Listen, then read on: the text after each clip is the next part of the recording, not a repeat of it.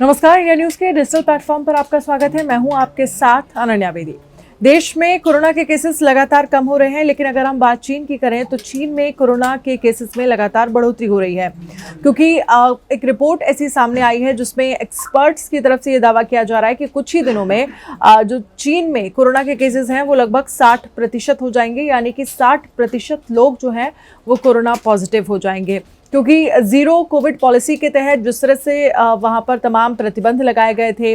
किस तरह से लॉकडाउन था, और अब जब इस जीरो कोविड पॉलिसी की तरह, क्योंकि जब तमाम प्रतिबंध के बाद हमने देखा किस तरह से लोगों का गुस्सा वहाँ पर फूटा, किस तरह से लोग जो हैं वो विरोध कर रहे थे जीरो कोविड पॉलिसी को लेकर, वो किस तरह से सड़कों पर थे और उनकी तरफ से लगातार ये कहा जा रहा था कि कहीं ना कहीं जो चीज़ें हैं वो प्लानिंग वे में नहीं हुई, और यही वजह है कि वहाँ के लोगों को काफ़ी ज़्यादा मुश्किलें हो रही थी, काफ़ी ज़्यादा चुनौतियाँ हो रही थी, जिसके बाद थोड़ी ढील दी गई। लेकिन जैसे ही ढील दी गई वैसे ही कोरोना के केसेस में बढ़ोतरी हो गई। आपको बता दें, एक एक्सपर्ट के मुताबिक एरिक फीगलडिंग का कहना है कि तेजी से संक्रमण की वजह से लाखों लोगों की मौत हो सकती है।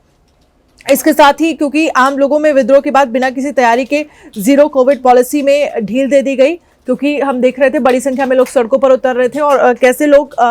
लगातार ये कह रहे थे कि उनको कुछ जो ढील है वो देनी चाहिए, कुछ चीज़ें हैं उन पर रोक नहीं होनी चाहिए, और उसके बाद फिर स्थितियाँ भयावह हो गई हैं। अभी ये कहा जा रहा है कि नए साल में जिस तरह से लोग तैयारी कर रहे हैं, जिस तरह से प्लानिंग कर रहे हैं, अगर कोई बड़ा आयोजन होता है, बड़ी संख्या में लोग पहुँचते हैं, तो अब देखिए स्थितियाँ चीन में कितनी भयावह हो जाएंगी। कुछ दिन पहले एक खबर आई थी, आपको याद होगा,